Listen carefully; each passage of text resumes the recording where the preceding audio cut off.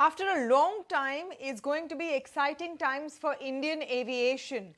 Two players, and I can't call both of them new players, but two players are going to hit the skies very soon. One is the Rakesh Jhunjhunwala-backed Akasa Air, which got its airline code recently, and of course Jet Airways, whose revival and second coming has been anticipated and awaited for a while.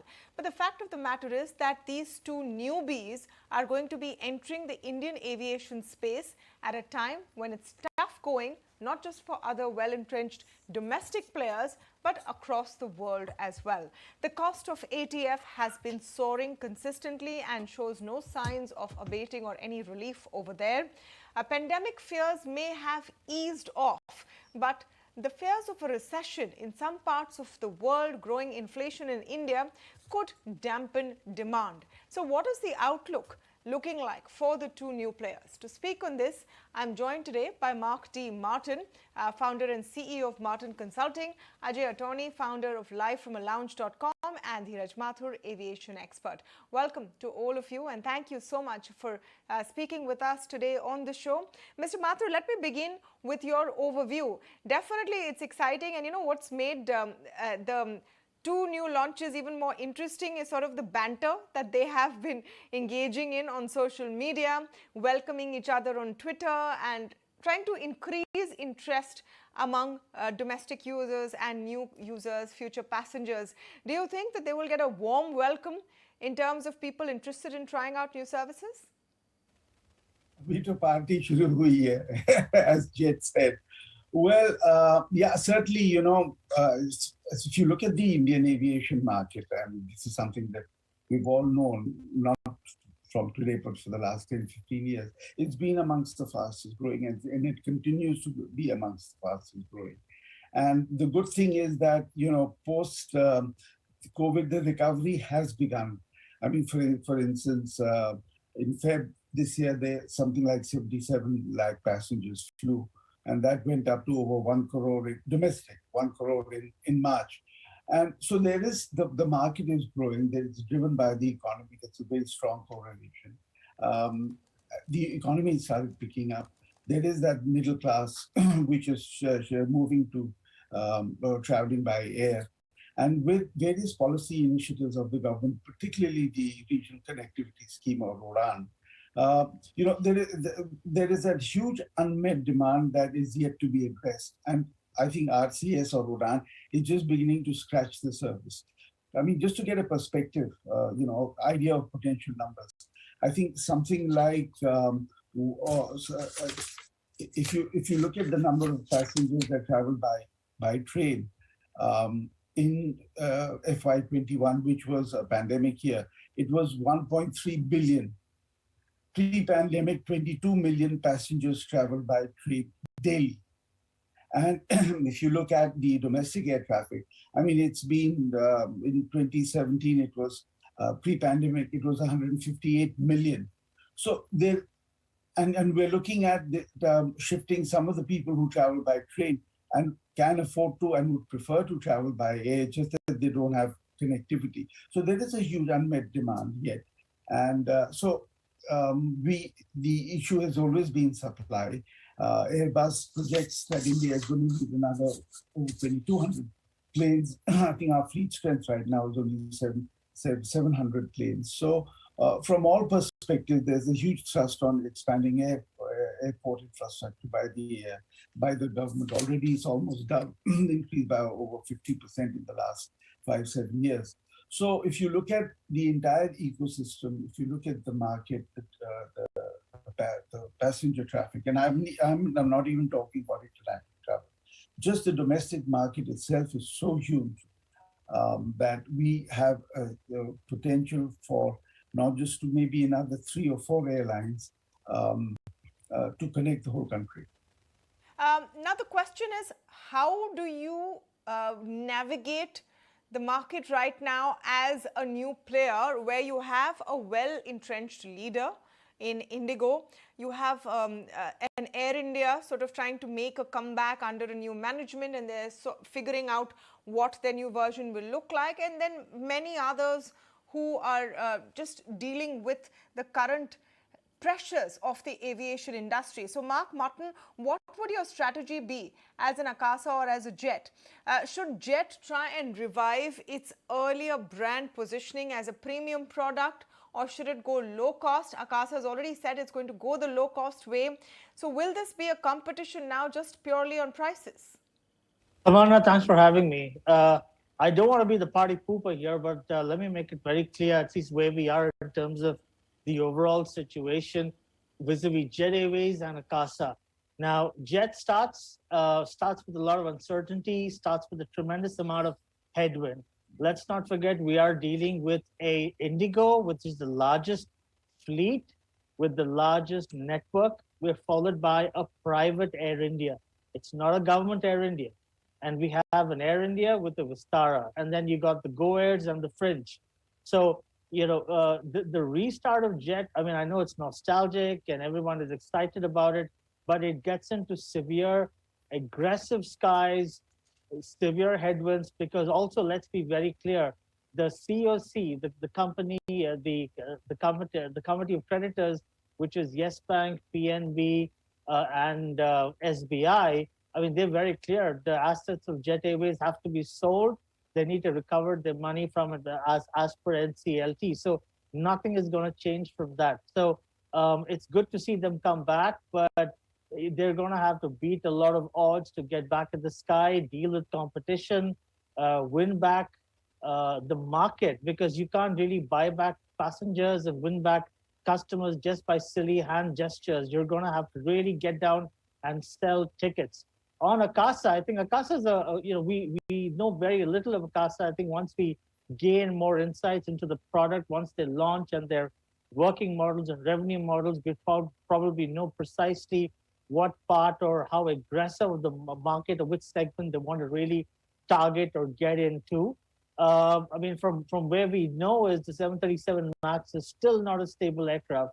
It's still reporting a lot of glitches and issues and emergency landings over in Europe. And, not long ago, about 45 days ago, SpiceJet reported an emergency landing as well. So a lot of uncertainty, but on the flip side, I'd probably say there is a aggressive pent-up demand for air travel. There is an aggressive need for air travel now because you've locked up and caged up people at home for the last 3 years. That resurgent market is going to really kickstart and boost everything for airlines and hotels and everybody around. We're also going to see a very interesting upward curve pushing the envelope for international travel. Destinations like Kuala Lumpur, Singapore, Bangkok, Phuket, all, wherever that Indians traveled in Asia is going to come up and take up focus. Akasa doesn't start as an international airline. They start as a domestic airline. They still need to slug it out for 3 to 5 years to prove and win their international license. Yeah. So it's an interesting start. It's good to see two more players. Well, one more player come in because Jet, left and regained regaining back its position. Eventually, in all of this, the winner is going to be the customer, the traveler, and I don't think we're going to see a sudden diametric shift of air travel going to rail, because let's be honest, eventually it's the traveler who has to pay for that extra delta price fuel hike. Which is why I talked about, the economic situation right now and whether that's most conducive. But we don't know how long this war between Ukraine and Russia will last, or supply chain constraints will last. Meanwhile, life does go on. Now, Dhiraj Mathur said, party to abhi shuru hui hai. Ajay, is the party for the airlines or for the industry or for the customer? Hi, Tamanna, and hi, everyone on the panel. I think to answer your question, secondly, Tamanna, the party at this point of time, I believe, is for the airlines. Yes, on one side, they are facing, supply side pressures because the dollar is inching up every day and fuel is on an all-time high. But remember, on the other side, the Indian customer, just like the rest of the world, is getting used to paying higher ticket prices. Okay, so the Indian customer who was, for example, used to paying 2.5, 3,000 rupees on a Mumbai-Delhi ticket is right now happily paying 6,000 rupees, 6,500 rupees on a 3 weeks out, 4 weeks out ticket. and on a next day ticket 9,000, 10,000 rupees for the same ticket. So also the government has clearly made it very clear that this whole T plus 15-day pricing regulation is not going away till the government sees stability in the recovery of the Indian aviation market. So I think this is going to go on for a while. What that means is that any of these flash sales or anything that the entrenched players used to do, that will happen, but that will happen on a long dated basis. That can't happen like, hey, you can buy a ticket today and tomorrow get on a plane for 4,000 rupees or 3,000 rupees. So yeah, I believe the party at this point of time is for the airlines, because more than ever, all sorts of people are traveling. And unless there is another wave of COVID that hits, I think this party is going to continue, because people don't seem to be minding paying the high fares and navigating through crowded airports at this point of time to be able to travel. One thing I wanted to add in a counter to one of the things that Martin said earlier about the fact that there will be entrenched players already. I think the two people who are planning to get into the market, which is Akasa as well as Jet Airways, are already planning to differentiate themselves. Eventually, it's the ticket price that sells for the Indian customer, yes. But like we saw when Vistara came in, they brought in premium economy, and usually it was not a success on day one. But people now proactively want to buy premium economy on Vistara. So Akasa and Jet Airways are both planning to be slightly different than what is maybe 80-85% of the Indian market, and however it is operated. Ajay, what would be that differentiation? What would be that differentiation? The differentiation could be anything. The differentiation could be, we don't know that differentiation right now. Akasa's Vinay Dubey has already talked about building an airline with warmth, I guess trying to take on, for instance, the clinical protocols of some of the bigger low-cost players. And Vistara is also trying to find its, Jet Airways is trying to find its niche in the market, I guess, with some sort of new digital age product that the CEO Sanjeev Kapoor mentioned recently. So the details are not out yet, but yeah, what we know is that the two players are thinking differently at this point of time, and they will probably not have exactly the same product as what the rest of the market's been offering.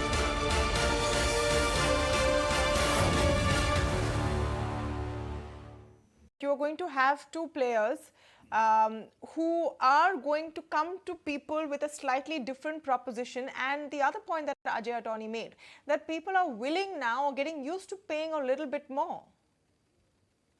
Yeah, I completely agree. And, I'm just talking from anecdotal speaking. Question was for Mark. That question was for Mark, Mr. Mathur. Oh, sorry. But since you've started, sir, I'll let you finish and then I'll come to Mark. Yes, please, sir. Go ahead. Okay, I'm sorry.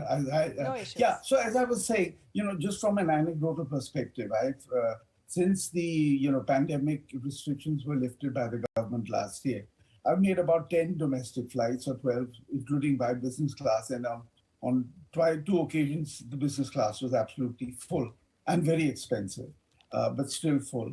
And even the domestic routes, whether it was to Bhopal or to Goa or to Amritsar, everything was full. The whole aircraft there was not a single seat that was available. So, and the numbers showed, in March, the passenger traffic was 1 crore, over a crore. In Feb, it was less than about 77 lakhs. So passengers are willing to pay more to travel, definitely. And, Mark said something about people moving to trains. Actually, what I meant was the other way around. People who are traveling by train, and as we all know, getting train tickets is extremely difficult in India. Trains are almost inevitably full. So there's a lot of unmet demand for aviation that is presently being met by the railway transport, which is potentially likely to move. So definitely people have accepted the fact that prices have gone up and they are willing to pay more.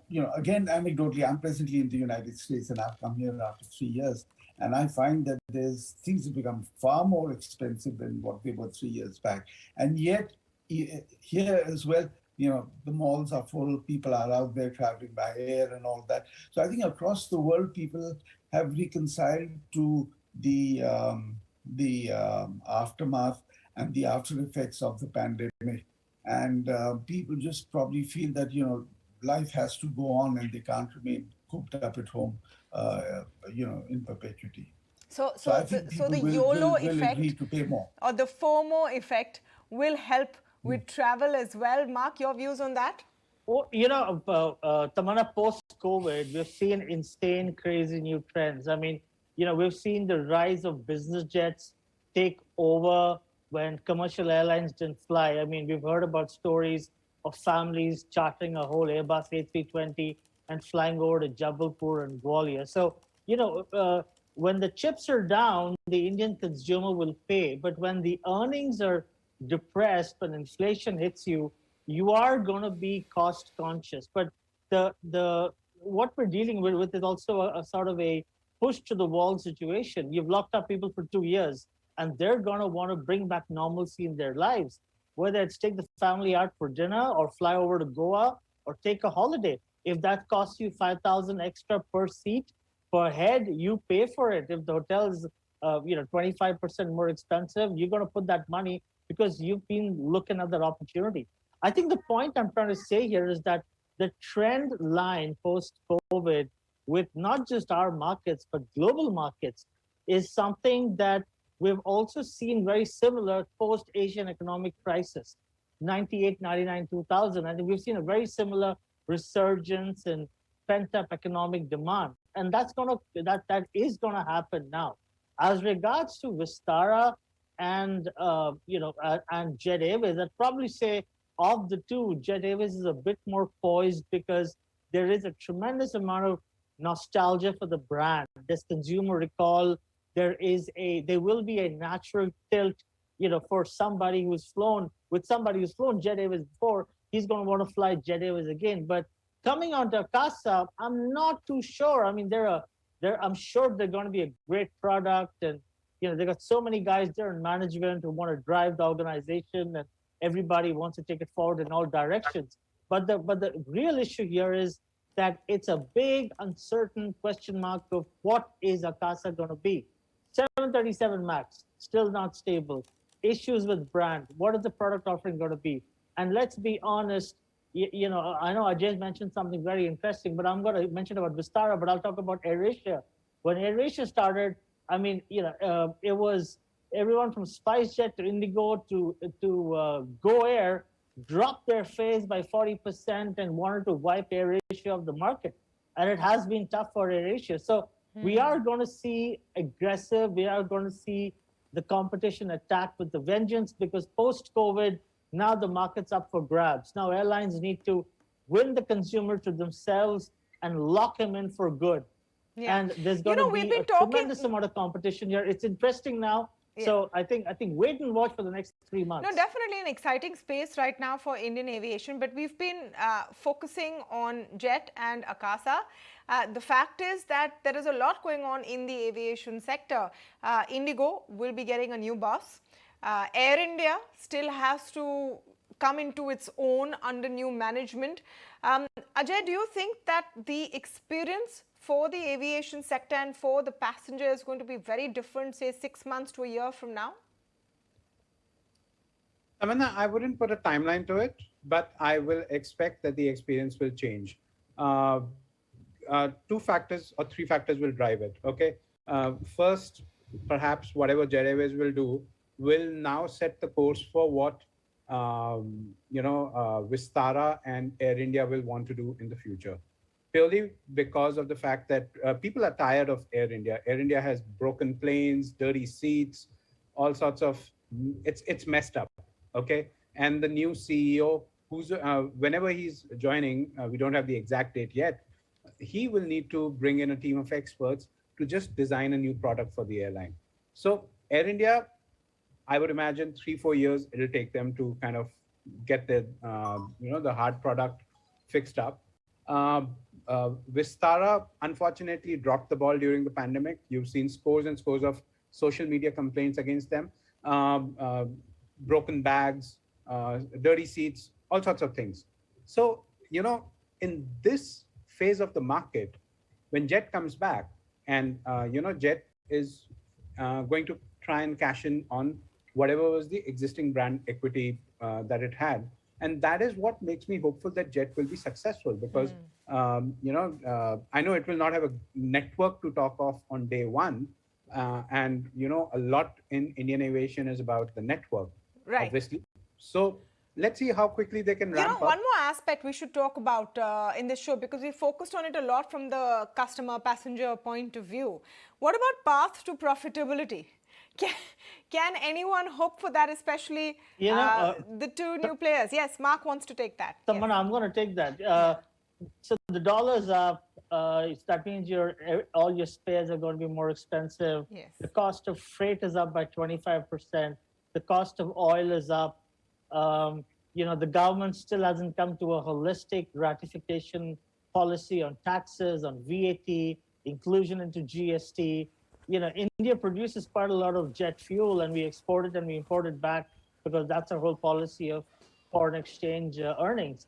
But the bottom line is, we're now getting in a scenario where there's going to be another pandemic wave. There is going to be things are going to get worse with Russia, Ukraine. They haven't really come to peace yet. It is going to have a tremendous impact on war risk insurance. Flying to Europe is going to be much more expensive. Now we're constantly pushing the consumer in the corner and asking him to pay for it eventually. Airlines are not going to take on that loss on their heads, because the last 3 years, with aircraft being parked and grounded all over most parts of the world, India, wherever they've been parking the army. Now they can amortize that for the next 5 years, but starting now is when it's hardcore pasa vasool. They need to make their money. They need to focus on earnings.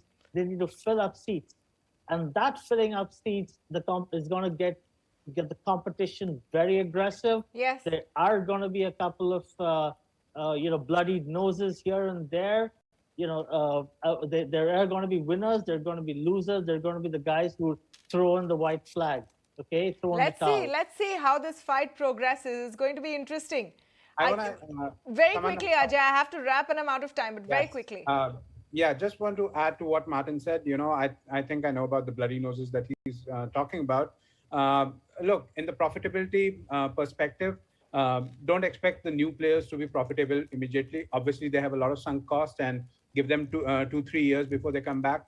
Remember, Indigo already eked out a profit last quarter, and though we are still to see the full year numbers, I think if you have to give anyone the benefit of doubt that they might be profitable, that would be Indigo in the current we will have to end this now, and we'll have to come back, reconvene, and see who really made it out of this exciting airfare war, perhaps, which is to come. But for today, thank you so much to all of you for joining us on the show.